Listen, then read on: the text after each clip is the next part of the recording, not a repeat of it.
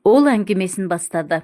Маралдың мен тұратын пәтерге қарсы орналасқан жалдамалы 2 бөлмелі тетя Машаның пәтеріне көшіп келгендеріне бірнеше ай өтіп, жасымыздың шамаластығына қарамай, бұлай ашық сырласып отырғанымыз бірінші рет.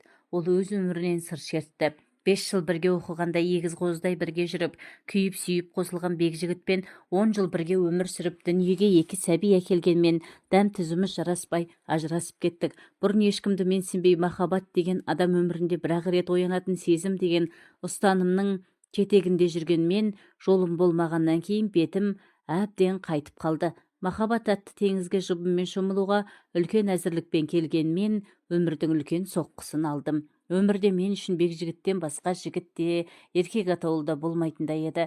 Сөйткен жұбайлық өмірмен сүргендей болса, өмірден еркексіз өтейін дегенмін. Сондықтан болар, еркек деген сөзді естісем болды, бір жабайы хайуанның атын естіп, көз алдыма қорқынышты бейнелер келетіндей. Түр басым келіскен, өз үсіме пысық әйел болған соң ба, әйтеуір үйленемін, маған күйеуге шық, балаларың әке орнына әке болам дегендер де, я болмаса ойнап күлейік, өмір деген ертең-ақ бір күндей болмай өте шығады, өкініп қаласың деп пәлсапа соғатындар да кездесті. Жұмысым банкте болғандықтан ба, жұмыстан да алдымыздан өтетін адамдардың көп еркектер еді. Қонақтық пен туған күн кештерінде немесе мейрамдағы отырыстарда біреулердің тұла бойымды бастан аяқ көзімен тітіп, еркек көзімен сынай қарағанын сезсем, сол жерден сылтау айтып, тезірек жылыстап кетіп қалуға тырысамын. Осылай балалар деп, жұмыс істеп жүргенімде күйеуіммен ажырасқаныма да зу етіп 4 жыл өте шығыпты. Жасым 35-ке толғанмен, маған 26-28-ден артық бермейді. Уақыт бәріне емші деген шын екен. Күйеуімнен көрген қорлығым ұмытыла бастады.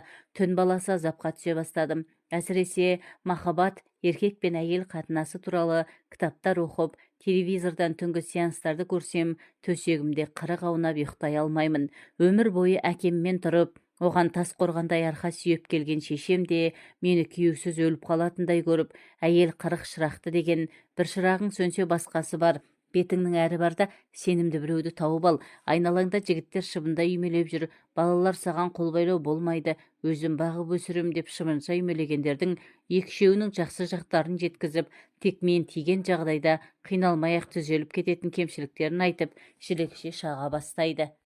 Бір балаға зар болып жүрген дос келіншегім Қарашаш та, жоқ бекзаданы күткенің жетер, жерге түссеңші, ана жынды байсымағың басыңды ешкімге қарамайтындай дуалап қойған ғой дейді. Жігіттермен әзілдесіп ашық жарқын отырамын, одан әріге бара алмаймын. Одан әріге бару үшін басты бір нәрсе жетпейді. Ең аяғы жан тәнім мен дене құрылысымды қайта жасап шығу қажет сияқты. Төсек жайлы ойласам көңілім құлазып сала береді. Менің жанымды кім түсінсін? Ең жақын адамдарым да түсінбейді деп оңашада күрсінемін. Менің де ойнап күлгім келеді. Бір рет жолым болмады деп, өзімді әйел ретінде жерлеп тастамай сүйгім келген, сүйікті болғым келген. Біреудің сүйіктісі болсам, еркек құшағында ләззат алып, оған да ләззат беріп денем балқып жатса ғой шіркін дегенмін. Күйеуімен алғаш қосылғанда ұзындығы 3 метр, ені 2 метр пәтерде уақыттың қалай өткенін білмей, жан тәніміз қосылып, бір адамға айналып, жан ләззатымен тән ләззатына тоймай, күннің қалай атып, кештің қалай батқанын білмеуші едік. Бір-бірімізге керек нәрсе екіншіміздің бойымыздан табылатын. Еркек пен әйел қатынасының әліппесі бір бөлекте, ол туралы терең әңгіме бір бөлек екен. Еркек пен әйел қатынасы туралы терең әңгіме дегеннің өзі де өмірде кездесетін нәрселердің жартысын да толық суреттеп жеткізіп бере алмайды екен.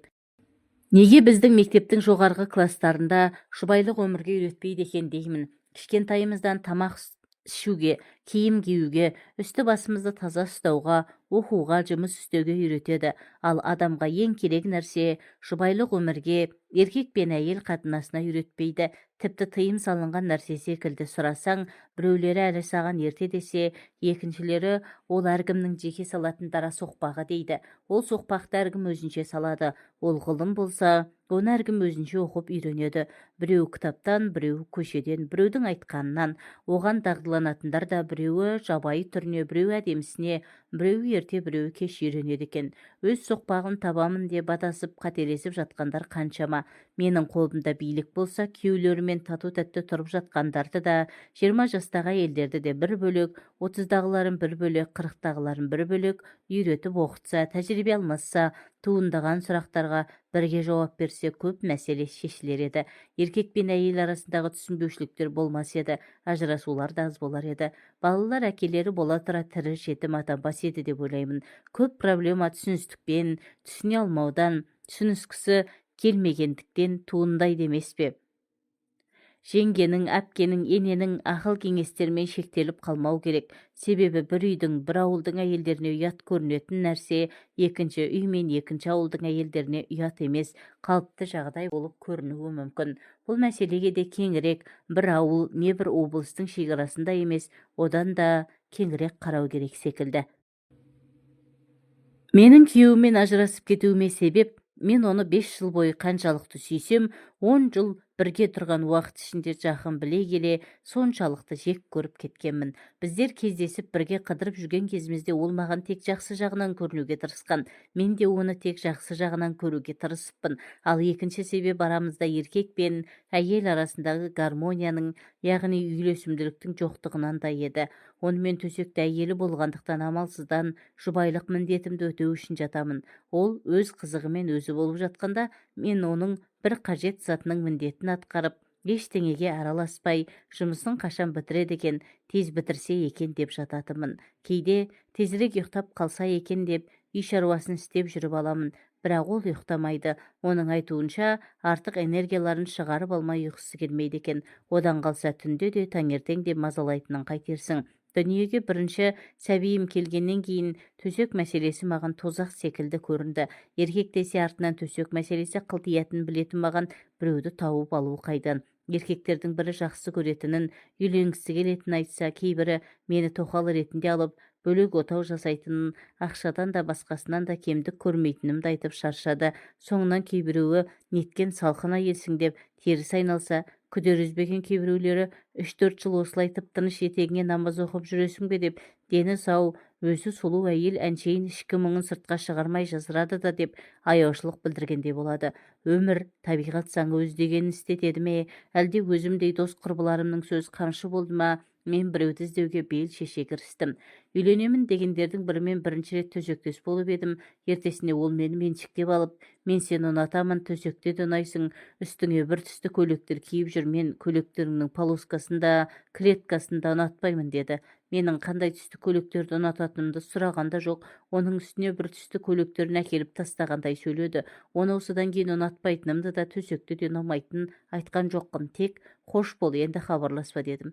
Енді үйленемін дегендерді қойып, олар мені меншігіндегі заттай көретін секілді. Тіпті олардың талғамымен киінуді де талап етпек. Ал мен өз басымның ерікті болғанын қалаймын.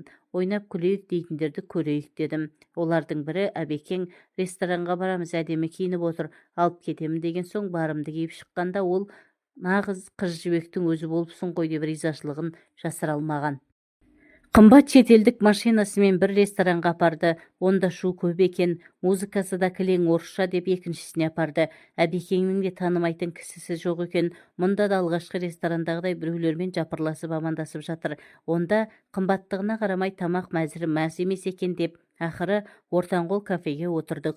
Бірнеше жұма онымен дружит етіп жүріп төсектес болғанда, 40-қа толмаған кәсіпкер жігітке сезім де әйел де керек емес, тек сұлуын ақ сүйері не екінші әйелі бар деген атақ қана керек екенін түсініп, онымен де бір жола қоштастым. Шыбынша үймелегендердің ішіндегі екеуінен көңілім қалған үшінші бойда ажырасқан еркектен мен не үшін керекпін? Байы жоқ әйел болған соң коллекция үшін керекпін бе деп төтесінен сұрадым. Ол да жігіт екен, мәймөңкелемей бірден тура жауабынан шалқамнан сөз жаздадым. Мен секстің әр түрімен айналысқым келеді. Видеолардан көргендерді істеп көрсем деймін. Еркек пен әйел төсекте бір-бірінің қалағанын істеуге әзір болса ғана төсек қатынасының мәні ашылады деді. Мен мұндай пікірге келіспейтіндіктен эксперименттерге бара алмайтынымды білдірдім. Еркек пен әйелді төсек қатынасына апаратын жол меніңше өз-өзінен еш әрсірліксіз оянған сезімнен кейін табиғи түрде пайда болуы керек сияқты.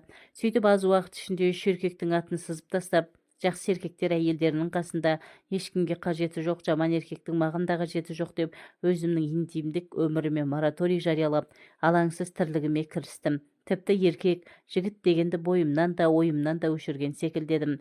Енді тек бар ойым жұмыста болады, карьера жасаймын деп бекіндім. Бірақ бәрі Құдайдың қолында деген рас екен. Жылы күздің жексенбісі еді. Балаларды мамама апарып тастап, үйді әктеуге кіріскенмін. Кешқұрым әрең бітіріп, қатты шаршап тұрсам да моншаға баруым керек болды. Оның кешкі сағат 10-ға дейін істейтінін білемін. Әрі үйден алыс болмаған соң, әрі кір денеме таза киімін киемін бе деп, сол кір киіммен бара салдым. Үстімде әктен ағал-жағал болған кофта, төменгі жағымда трико шалбар, басымда кепештеп байлаған көнетоз ақ орамал. Моншаға келіп, ентігіп ішке енсем, кезекте бірталай адам отыр екен. Моншаның бірнеше жеке кабиналы душы бар. Соған билет алып, мен де бос орынға жайғастым. Қарсы бетте 4-5 еркек кезекте отыр. Үстімдегі лас киіммен ыңғайсызданып төмен қарап отырсам да, біреудің мені бақылап отырған көзқарасын сездім. Неге екенін қайдам, сірә лас киімнен ұялған болуым керек. Бұл не қылған адам деп басымды көтеріп қарауға да батылым жетпеді. Ішімнен өзіме ренжіп, әншейінде аттылыға, жол жаяуға сөз бермейтін өжеттігім қайда кеткен деймін. Кезегім келгенде ешкімге көз салмастан душқа кіріп кеттім. Рахаттанып душқа тиесілі 45 минут шомылып, шашымды сәл кептіріп, есік алдына шықсам, түн тастай қараңғы екен. Кісі аяғы басылған көше қорқынышты. Көзімді қараңғыға сәл үйретіп алып, бір аялдамада жердегі үйіме асықтым.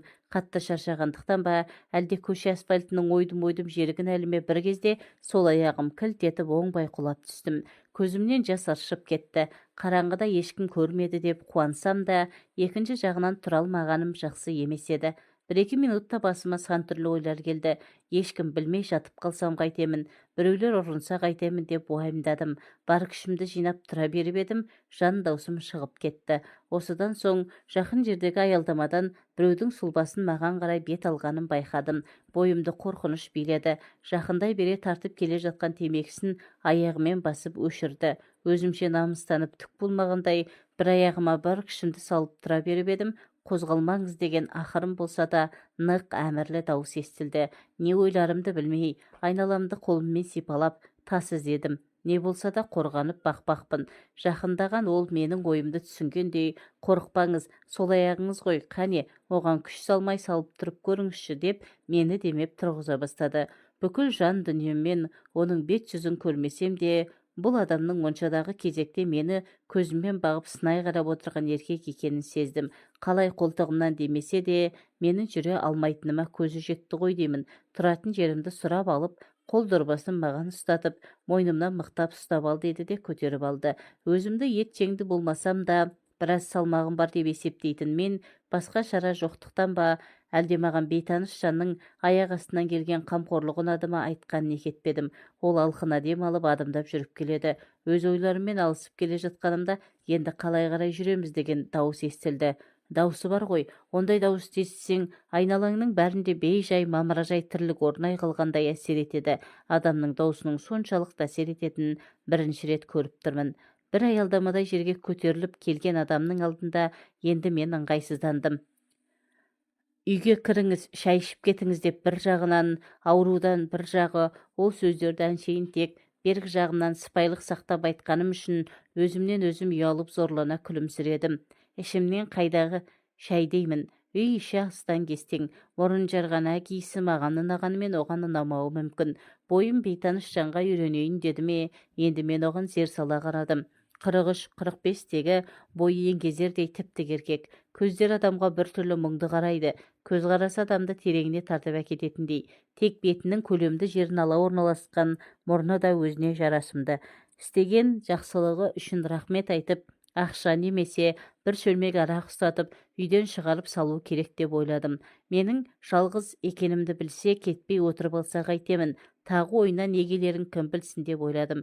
Жақсылығыңыз үшін рахмет. Менен қайтпаса Құдайдан қайтсын. Сигарет аларсыз деп 1000 теңге ақша ұсындым. Оған тәуірлеу арақ не импортқа шығатын 5 жұлдызды Қазақстан коньягі келетінін білемін. Ол болса жақсылықты Құдай үшін, я ақша үшін жасаған жоқпын деп дүңкете қалды. Одан кейін үй үшін барлап үлгерсе керек, жалғыз болсам мен ешқайда кетпеймін деді. Шошып кетіп, о не дегеніңіз, қайтыңыз үйіңізге қайтыңыз деп едім. Сені бұндай күйде жалғыз тастауға болмайды. 1-2 сағаттан кейін не болатынын кім біледі деп қосып қойды. Менің бір әкем бе, ағам ба секілді өзі. аты Досбол екен. Қорықсам да сыр бермеуге тырыстым. Қозғала алмай отырмын. Менің айтуыммен ол залдағы диванға өзіне төсек салып, маған балалардың бөлмесіне салып берді. Еңбектеп жүріп, жастық астына үйдегі ең үлкен өткір пышақты жасырдым. Сол күні ол таң атқанша қасымда болды. Өзі ештеңе сұраған жоқ. Менің сұрақтарыма қысқаша жауап берді. Бірақ өзінің жеке басы мен жанұясы туралы ештеңе айтпады. Менің қарсылығыма қарамай, аяғыма камфор майын өз қолымен жағып берді. Сіңірі созылған ғой, 2-3 күн қозғалмай ештеңе етпейді, бірақ рентгенге түсіп, тексеру артық етпейді деді. Мені таңдандырғаны оның маған әйел деп қарамағаны еді. Оған мен сәл-пәл ренжіп те қалғандай болдым. Иә ағам, иә інім секілді. Таң атқанша қасымда туысымдай отырып шықты да, таңертең көршімді шақырып беріп, сау бол, енді құлама деп жай ғана шығып кетті. Ішімнен импотент деп ойладым. Сол себепті маған қауіпсіз көрінді. Кетіп бара жатқан оның артынан келіп тұрыңыз деп айғайлап үлгердім. Маған кездескен не, мен білетін еркектермен салыстырғанда өзіме сол импотент деген теңеуім дұрыс секілді болды. Менің есімде оның мұңды көзқарасы мен бөтен бір көрген әйел жақын туысына жасағандай жақсылығы ғана қалды. Иә, сосын шамасы 4-5 аялдамадай жерде тұратынын айтқан есімде. Арада бірнеше айдай уақыт өтті. Балаларымды мамама апарып дос қызымның туған күніне барғалы жатқанмын. Бұл уақытта тағы да бір шыбынша үймелегеннің атын сызып үлгердім. Есік қоңырауы қағылғанға ашсам, моншадағы танысым Досбол екен. Жұмыс бабымен ұзақ уақыт іссапарда болыпты. Аяқ астынан батылданып туған күнге бірге барайық дедім. Жанұясы туралы ештеңе айтпаса да, әлде бір ішкі түйсік арқылы әйелсіз